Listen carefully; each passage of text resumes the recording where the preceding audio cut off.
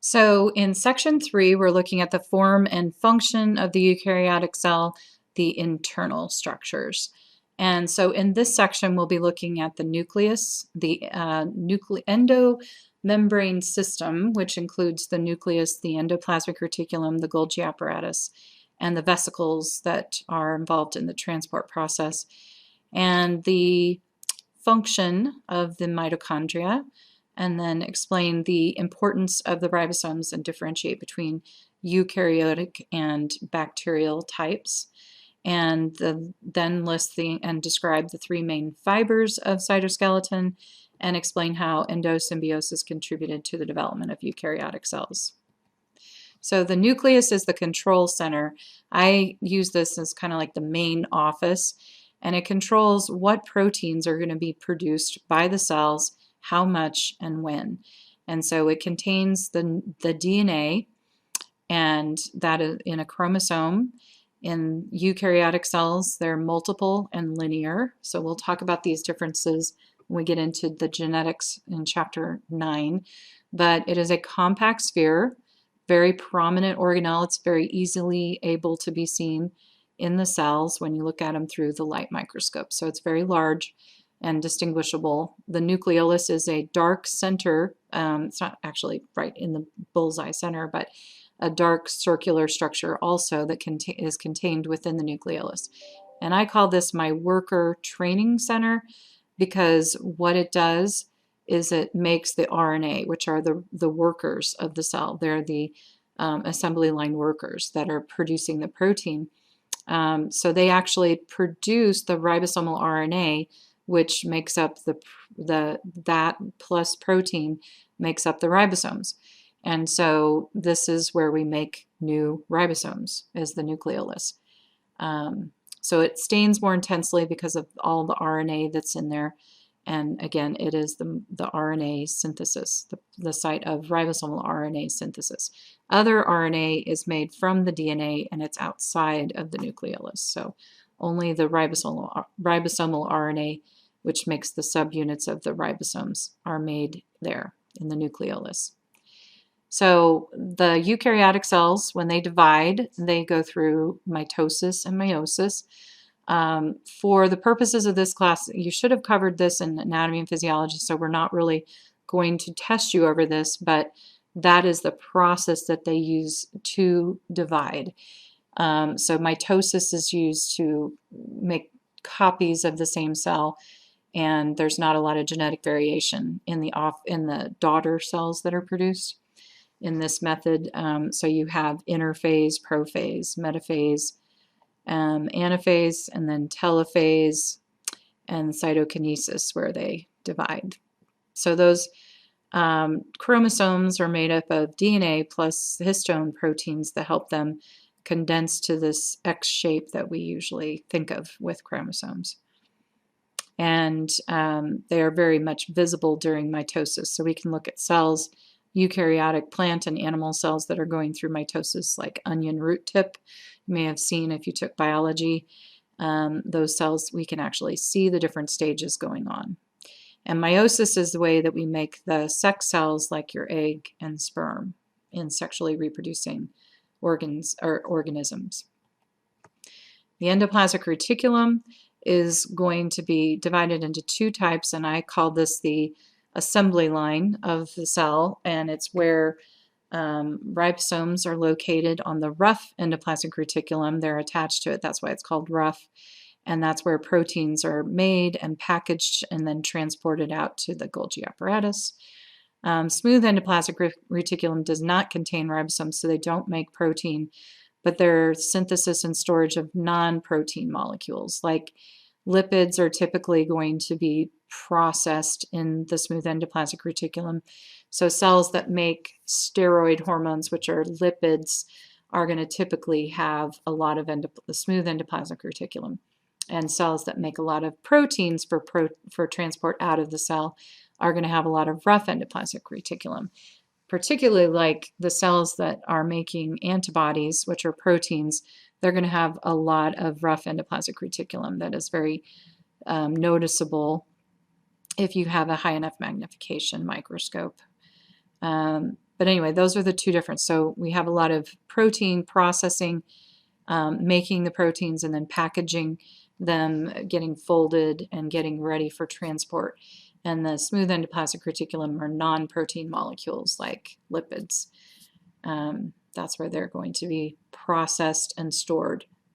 So in muscle cells, in humans, for another example of something that's found in this, it's a modified smooth endoplasmic reticulum called the sarcoplasmic reticulum that holds calcium. So it's a non-protein molecule, and it's where the calcium is stored. So here you can see the rough endoplasmic reticulum, and it is a continuous network, a double membrane structure, so it looks like railroad tracks all over the place between, and it really starts with the nuclear envelope and then comes out, and it's fluid inside, so the proteins are made, and the cistern, which is the fluid-filled area, are where the proteins are going to be going, and they're going to be processed. There's actually little channels that are connecting the ribosome to this membrane, and the proteins will come out there and be made, and then they get folded, and then they travel through this network, and then they bubble off as a little vesicle that goes to the Golgi apparatus. So the Golgi apparatus is the site of protein modification and transport. So it is where we modify the proteins. It adds polysaccharides and lipids to them.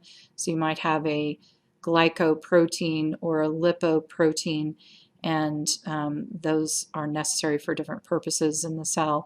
And that's where the Golgi apparatus adds those. And if you have a quaternary structure protein, the polypeptide chains all come together and form the quaternary protein there. So it's a set of flattened disc-shaped sacs, and I compare this to like pita breads, like stacks of pita bread. If you think of pita bread, they are like disc round shape, and if you cut them open, you can see that they're flat. They're flat, and they have a hollow center that you can put stuff in. So like you make a pita sandwich. So that is what I compare them to. So stacks of flattened discs that are hollow, and the fluid-filled areas where all of this processing and modifications take place. It's closely connected to the endoplasmic reticulum, but they are not connected. And each of the discs are not connected to each other. So they have to bubble off of one disc and then fuse to the next disc. And they go from one to the next. So they pinch off condensing vesicles, and then they move to the next layer. And when they leave the Golgi apparatus, they are going to go as a lysosome, or they're going to become a secretory vesicle. So the lysosome will stay in the cell, and it contains a lot of the proteins that are involved in digestion. So if it's a one-celled organism, this is the digestive system. If they're going to go out of the cell, then they are in the secretory vesicle, and I compare that to the semi-trucks that take the product out of a factory and transport it out of the factory walls. So here you can see these transitional vesicles bubbling off of the endoplasmic reticulum, and then they fuse with the membrane of the first Golgi apparatus disc, and then they bubble off and they go to the next level, and so on, and they're considered not connected. They really do have to bubble off and fuse with the next layer, and they move through, and when they get to the last layer, then they come off as condensing vesicles, which sometimes can become lysosomes, or they can become secretory vesicles, depending on where they're supposed to go. So there's some modifications and some protein sorting that goes on here in the Golgi apparatus. And we call this the packaging and shipping department, because if they're going to be shipped out of the cell, they're going to be packaged up in vesicles and then sent out of the cell. So this is nature's assembly line. So again, this has always been my particular analogy for this, but it starts at the nucleus, then it goes to the ER, then it goes to the Golgi apparatus. So this is nature's assembly line.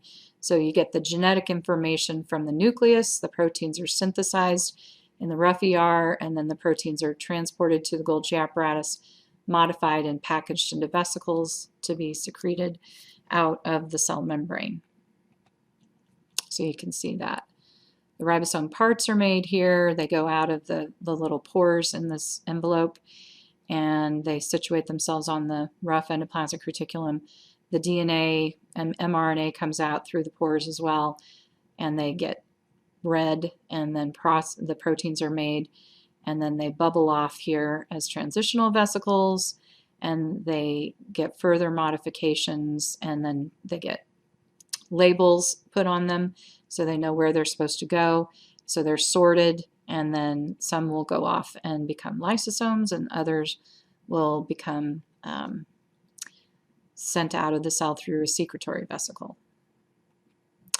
So lysosomes originate in the Golgi apparatus and have a variety of enzymes that in phagocytic cells, like an amoeba, one-celled organism like that, or in human phagocytes that are used for our immune system, they eat them up, chew them up, spit them out. Go team go, right? So this is part of their process of phagocytosis. And for amoeba, that's their digestive system, because they're a one-celled organism, they're not multicellular. But in humans, these phagocytic cells are used to eat up bacteria or other foreign things or cellular debris, and sometimes they also will take up worn-out mitochondria and recycle all the parts of the mitochondria to be reused by the cell.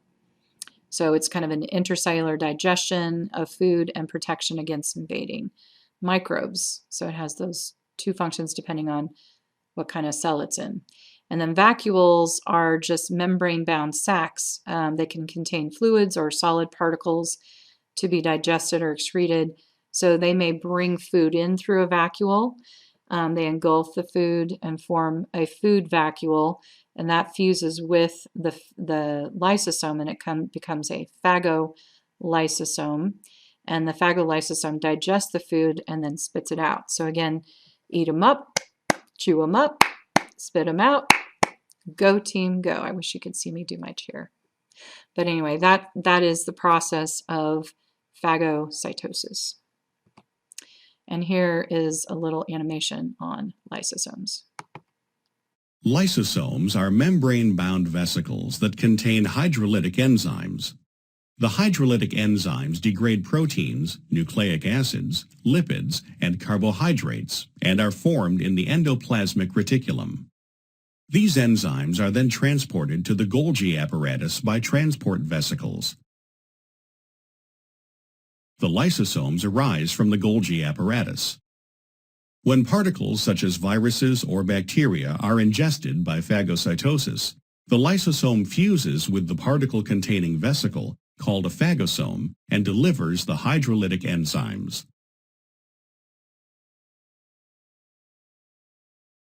Lysosomes also fuse with organelles such as old mitochondria. This results in the destruction and recycling of these structures. So this is another reason they talked about recycling, and I also call the lysosomes my recycling center. So mitochondria, these are the energy generators, the powerhouse of the cell. And, I love that people can remember at least one thing from their biology class, and this is the one thing. They always remember the mitochondria is the powerhouse of the cell. Well, I would say that it's more like an energy transformer. So if you think of a transformer, there's like high voltage power lines. I'm looking out my windows of my house and I can see these high voltage power lines that are near, connected to power poles. And then if you look in the yard, now it's covered with snow, but if you look in the yard, you can see there's a little box that's called a transformer. And from the transformer, the power comes to our house, and it is converted through the transformer into usable amounts of electricity.